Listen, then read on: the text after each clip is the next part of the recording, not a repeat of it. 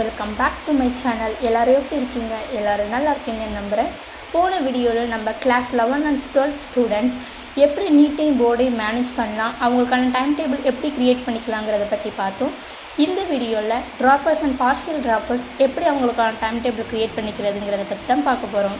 ஒரு ட்ராப்பராக one complete இயரோட NEET ஜேர்னியை நான் எப்படி எனக்கு செட் பண்ணுவேனோ, எப்படி நான் என்னோடய டைம் டேபிளை க்ரியேட் பண்ணுவேனோ, அதை வச்சு தான் நான் இந்த வீடியோ ரெடி பண்ணியிருக்கேன். வாங்க டைம் வேஸ்ட் பண்ணாமல் வீடியோக்குள்ளே போகலாம். Number 1, make a syllabus list. உங்கள்கிட்ட இன்னும் சிலபஸ் லிஸ்ட் இல்லைன்னா ஃபஸ்ட்டு சிலபஸ் லிஸ்ட்டை க்ரியேட் பண்ணிக்கோங்க. உங்கள் பிளானிங் நோட்டில் ஃபஸ்ட்டு பேஜில் சிலபஸ் லிஸ்ட் தான் இருக்கணும். உங்களுக்கு சிலபஸ் என்னென்னு தெரியலைன்னா நான் என்னோடய இன்ஸ்டாகிராம் பேஜில் என்னோடய சிலபஸ் லிஸ்ட் நான் எழுதியிருக்கிறதையும் போஸ்ட் பண்ணியிருக்கேன், என்டிஏவோட அஃபிஷியல் சிலபஸையும் போஸ்ட் பண்ணியிருக்கேன். அதை பார்த்தாது நீங்கள் சிலபஸ் லிஸ்ட்டை ஃபஸ்ட்டு க்ரியேட் பண்ணிக்கோங்க. Number 2, buy a NCERT books and practice books. நான் ஆல்ரெடி சொல்லியிருக்கேன், நீட்க்கு மட்டும் நமக்கு 3 டைப்ஸ் ஆஃப் புக்ஸ் தேவை. Text book, MCQ book, practice book. இந்த 3 டைப்ஸ் ஆஃப் புக்கு வாங்கி வச்சுக்கோங்க.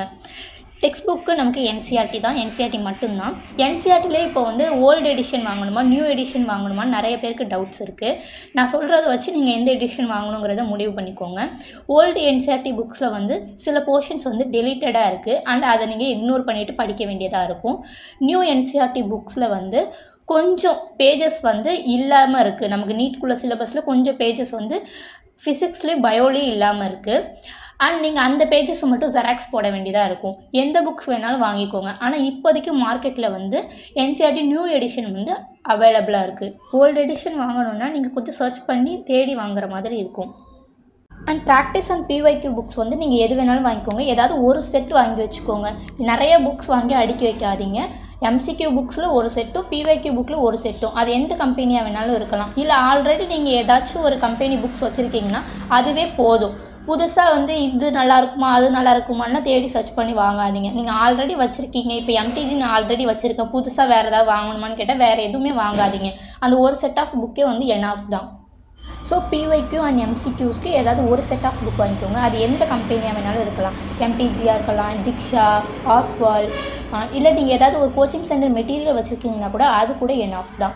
ஏதாவது ஒரு செட் மட்டும் வாங்கி வச்சுக்கோங்க. Number 3, clear your basics and analyse where are you here. நீங்கள் உங்கள் பேசிக் மேக்ஸில் ஸ்ட்ராங்காக இருக்கீங்களா அப்படிங்கிறத முதல்ல அனலைஸ் பண்ணுங்கள்.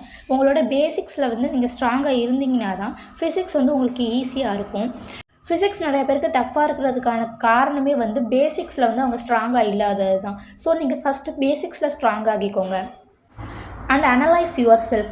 நீங்கள் ரீரிப்பீட்டராக இருக்கலாம், ரிப்பீட்டராக இருக்கலாம், இல்லை இப்போ தான் ஃபஸ்ட்டு நீங்கள் ட்ராப் எடுக்கிறீங்களான்னாலும் சரி, பார்ஷியல் ட்ராப்பர்ஸாக இருந்தாலும் சரி, யாராக இருந்தாலுமே ஃபஸ்ட்டு நீங்கள் எவ்வளோ நீட்டுக்குன்னு ப்ரிப்பேர் பண்ணியிருக்கீங்க இது வரைக்குங்கிறத அனலைஸ் பண்ணுங்கள். எந்தெந்த சப்ஜெக்டில் உங்களுக்கு ஈஸி, எந்தெந்த சப்ஜெக்டில் உங்களுக்கு கஷ்டம், இல்லை எதெல்லாம் நீங்கள் ரொம்ப மிஸ்டேக் பண்ணுறீங்க, எது ஈஸியாக இருந்துமே நீங்கள் மிஸ்டேக் பண்ணுறீங்க. இது மாதிரி உங்களுக்கு அந்த 3 சப்ஜெக்டோட புரிதல் ஃபஸ்ட்டு உங்களுக்கு இருக்கணும். நீங்கள் எப்படி ஒரு சப்ஜெக்ட்லேயும் அப்படிங்கிறது உங்களுக்கு தான் தெரியும். சில பேருக்கு பயாலஜி டஃப்பாக இருக்கும், சில பேருக்கு ஃபிசிக்ஸ் டஃப்பாக இருக்கும், சில பேருக்கு கெமிஸ்ட்ரி டஃப்பாக இருக்கும். ஸோ நீங்கள் எந்தெந்த சப்ஜெக்டில் வீக்காக இருக்கீங்க, எந்தெந்த சப்ஜெக்டில் நீங்கள் ரொம்ப ஸ்ட்ராங்காக இருக்கீங்கிறத முதல்ல நீங்கள் டிசைட் பண்ணுங்கள். அதை முதல்ல நீங்கள் அனலைஸ் பண்ணுங்கள். ரீரிப்பீட்டர்ஸ்லாம் போன இயர் ட்ராப்பில் நீங்கள் என்னென்ன மிஸ்டேக் பண்ணீங்கிறத அனலைஸ் பண்ணுங்கள். அது தெரியலைன்னா நீங்கள் அடுத்த இயர் ரிப்பீட் பண்ணுறது ரொம்ப கஷ்டமாயிடும் உங்களுக்கு ப்ரிப்பரேஷனே. ஃபஸ்ட்டு நீங்கள் அதை அனலைஸ் பண்ணுங்கள். ப்ரீவியஸ் இயரில் என்னென்ன மிஸ்டேக் பண்ணிங்களோ அதெல்லாம் ஒரு பேப்பரில் எழுதுங்க. அண்ட் அந்த மிஸ்டேக்ஸ் எல்லாம் இந்த இயரில் ரிப்பீட் பண்ணக்கூடாது அப்படிங்கிறதுல ரொம்பவே ஸ்ட்ராங்காக இருங்க. உங்கள் பேசிக்ஸில் ஸ்ட்ராங்காக இருங்க. நீங்கள் எந்தெந்த சப்ஜெக்டில் ஸ்ட்ராங் வீக் அப்படிங்கிறத அனலைஸ் பண்ணுங்கள். அண்ட் உங்கள் ப்ரீவியஸ் மிஸ்டேக்ஸை அனலைஸ் பண்ணி அந்த மிஸ்டேக்ஸை திருப்பி ரிப்பீட் பண்ணக்கூடாதுங்கிறதுல ரொம்பவே ஸ்ட்ராங்காக இருக்கு. Number 4, create your own time table and have a weekly targets. நம்மள நிறைய பேருக்கு டைம் டேபிள் எப்படி போடணுங்கிறதே தெரியலை. அப்படி டைம் டேபிள் போட்டாலும் அதை ஃபாலோ பண்ண முடிய மாட்டேங்குது. நம்மள நிறைய பேர் இப்போ ரீரிப்பீட்டர்ஸாக இருக்கிறதுக்கான ரீசனே இந்த டைம் டேபிள் தான். இது எத்தனை பேருக்கு மேட்ச் ஆகுதுங்கிறது எனக்கு தெரியலை. ஆனால் பர்சனலி எனக்கு அப்படி தான் நடந்துருந்துச்சு இது வரைக்குமே. என்ன நடக்கும்னா, நம்ம ஒரு டைம் டேபிள் எப்படி போடுவோம் அப்படின்னா, ஒரு வீக் எடுப்போம், ஒரு மோட்டிவேஷனோட ஒரு டைம் டேபிளை க்ரியேட் பண்ணுவோம். ஆனால் ஒரு நாள் 2 நாள், இப்போ மண்டே நம்ம ஒரு வீக் ஸ்டார்ட் பண்ணி மோட்டிவேஷன் பயங்கரமாக பீக்கில் இருக்கும். அப்போ ஃபஸ்ட்டு மண்டேவும் டியூஸ்டேவும் நம்ம பர்ஃபெக்டாக அந்த டைம் டேபிளை ஃபாலோ பண்ணிடுவோம். அண்ட் வெனஸ்டே நமக்கு என்ன ஆகும், நம்ம ஏதாவது ஒன்று மிஸ் பண்ணுற மாதிரி இருக்கும், கரெக்டாக ஃபாலோ பண்ண மாட்டோம். ஃபாலோ பண்ணாமல் அந்த டைம் டேபிளை ஃபாலோ பண்ணுமா வேண்டாமா அப்படின்னு யோசிச்சிட்டே இருப்போம். தேர்ஸ்டே சுத்தம் ஃபாலோவே பண்ண மாட்டோம். அண்ட் ஃப்ரைடே அண்ட் சாட்டர்டே நம்ம எதுக்காக ஃபாலோ பண்ணலைன்னு நம்மளே ரிக்ரெட் பண்ணிப்போம், நம்மளே திட்டுவோம். ஞாயிற்றுக்கிழமை நம்மளை யாராச்சும் திட்டுவாங்க, அந்த திட்டு வாங்கினதுலேயே கொஞ்சம் மோட்டிவேஷன் டவுன் ஆகி திருப்பி ஒரு மோட்டிவேஷ்னல் சாங் கேட்டு இல்லை மோட்டிவேஷ்னல் ஸ்பீச் கேட்டு நம்மளே வந்து பூஸ்டப் பண்ணிக்கிட்டு திருப்பி மண்டே இன்னொரு பிளான் போடுவோம். இதே தான் வீக்லி நடந்துகிட்டே இருக்கும். எனக்கு வந்து பர்சனலாக இப்படி தான் நடந்தது. இது எத்தனை பேரோட ரிலேட் ஆகுதுங்கிறது எனக்கு தெரில. எனக்கு என் ஃப்ரெண்ட்ஸ்க்கெலாம் இப்படி தான் நடந்திருக்கு. இதுக்கு ரீசன் என்ன, நமக்கு வந்து சரியாக டைம் டேபிள் போட தெரியலையா, இல்லை நம்ம அதை ஃபாலோ பண்ணுற அளவுக்கு நமக்கு கன்சிஸ்டன்ட்டும் டிசிப்ளினும் இல்லையா அப்படிங்கிறது கேட்டால் ரெண்டுமே தான். நமக்கு வந்து ஒன்று சரியாக டைம் டேபிள் போட தெரியாமல் இருக்கணும். நம்ம அந்த ஒரு மோட்டிவேஷனில் ஒரே தடையாக கொண்டு வந்து நம்ம எல்லாத்தையுமே திணிச்சிருவோம். இது வந்து போர்டு எக்ஸாம் கிடையாது 1 மந்த்லேயே முடிகிறதுக்கு. இது வந்து ஒரு மேரத்தான் மாதிரி. நீட் வந்து ஒரு ஃபுல் இயருமே நம்ம அதுக்காக ப்ரிப்பேர் பண்ணுறோங்கும் போது slow and steady wins the ரேஸாக தான் இருக்கணுமே தவிர உடனே வந்து எல்லாத்தையும் நம்ம செஞ்சிடணும் அப்படிங்கிறத நம்மக்கிட்டேருந்து நம்மளே எதிர்பார்க்கக்கூடாது. சரி, இப்போ எப்படி தான் டைம் டேபிள் ப்ரிப்பேர் பண்ணுறது அப்படின்னு கேட்டிங்கன்னா, நான் எனக்கு இப்போ எப்படி டைம் டேபிள் ப்ரிப்பேர் பண்ணிகிட்ருக்கேன் அப்படிங்கிறத நான் ஒரு ஐடியாலாம் சொல்கிறேன். நீங்கள் அதை வச்சு உங்களுக்கு நீங்களே டைம் டேபிள் ப்ரிப்பேர் பண்ணிக்கோங்க. டெய்லி ரெகுலராக ஒரு 6 ஹார்ஸ் படிக்கிற மாதிரி உங்கள் டைம் டேபிளை போடுங்க. Morning 2 hour, afternoon 2 hour, night 2 hour. என்ன 6 ஹார் மட்டும் படித்தா போதும் அப்படின்னா, ஆரம்பத்தில் இதை முதல்ல கொண்டு வாங்க. 6 ஹார்ஸை வந்து கன்சிஸ்டண்ட்டாக ஃபஸ்ட்டு கொண்டு வாங்க. நீங்கள் வந்து ஒரு 12 ஹார்ஸ் டைம் டேபிள் போட்டு அதை ஃபாலோ பண்ணாமல் போகிறத விட ஒரு 6 ஹார்ஸ் வந்து நீங்கள் கன்சிஸ்டண்ட்டாக படித்தாலே அதோடைய எஃபெக்ட் வந்து ரொம்பவே அதிகமாக இருக்கும்.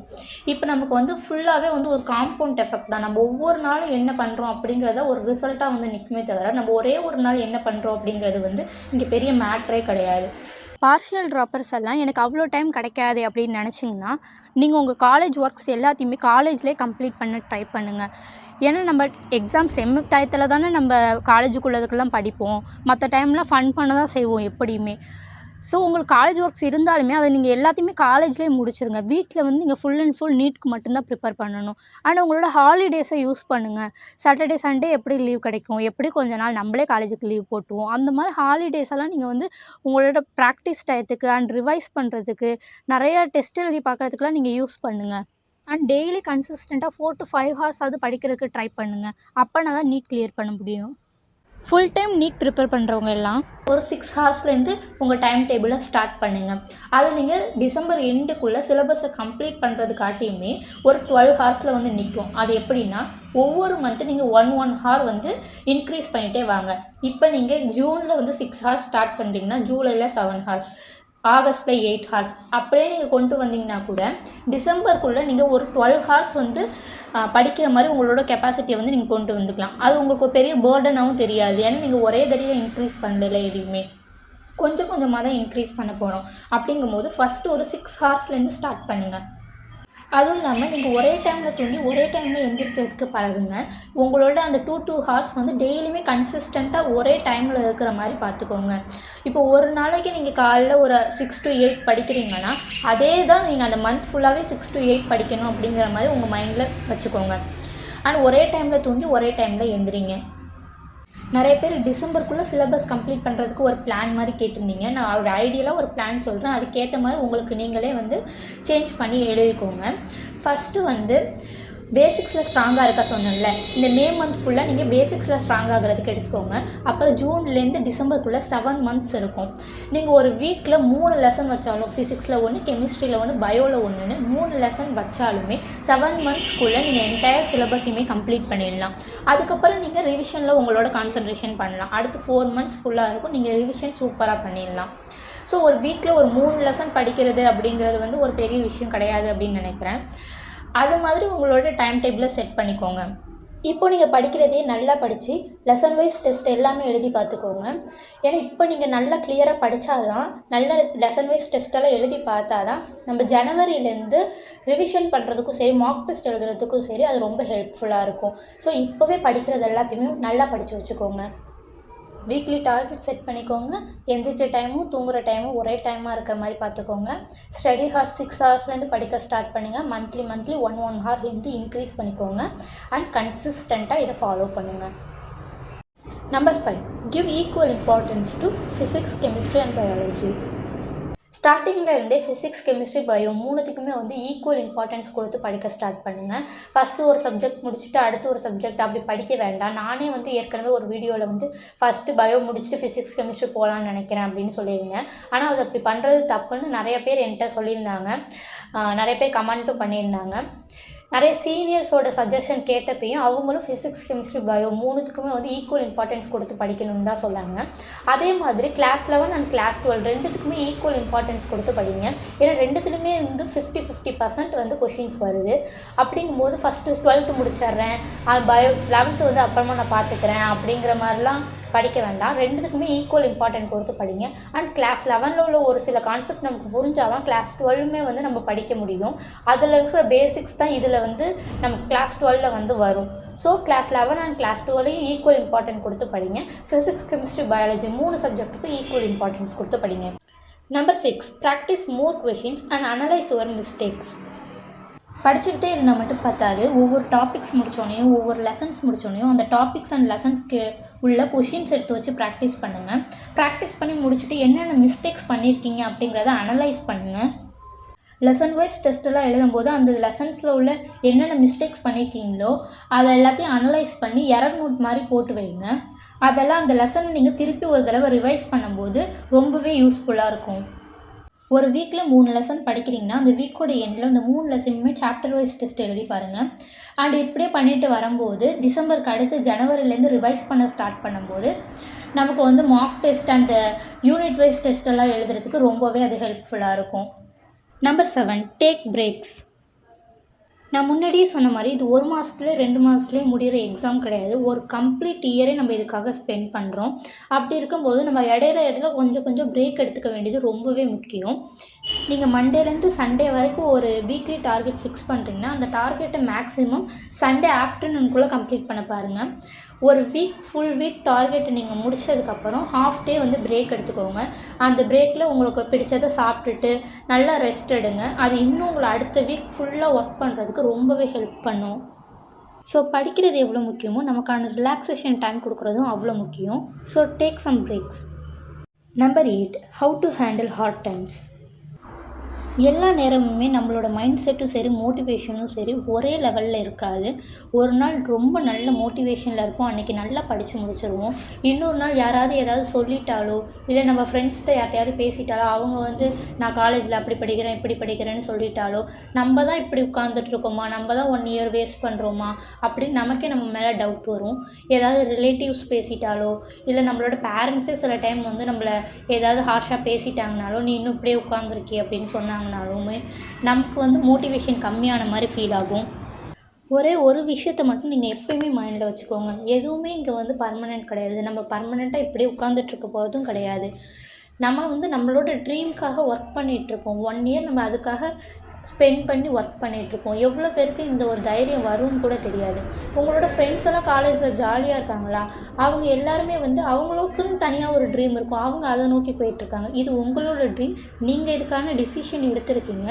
ஸோ நீங்கள் அதுக்காக ஒர்க் பண்ணிகிட்ருக்கீங்க. நீங்கள் யாரோடையும் உங்களை கம்பேர் பண்ணிக்க வேண்டிய எந்த அவசியமே கிடையாது. உங்களுக்கு லைஃப்பில் வந்து நிறைய ப்ராப்ளம்ஸ் இருக்கலாம்.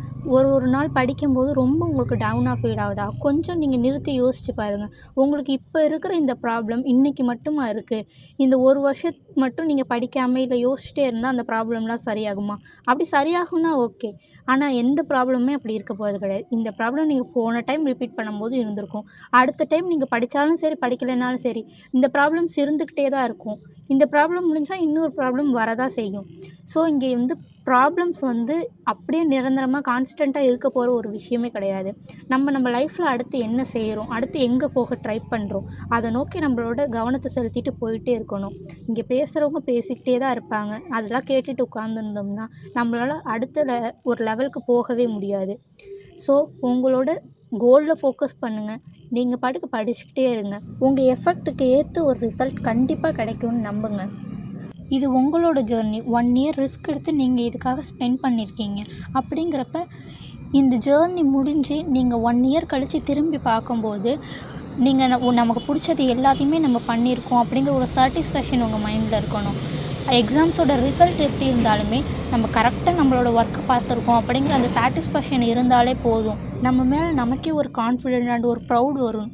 ஒரு என்டையர் இயர் ஒருத்தவங்க லைஃப்பை மேக்கும் பண்ணும் பிரேக்கும் பண்ணுன்னு சொல்லுவாங்க.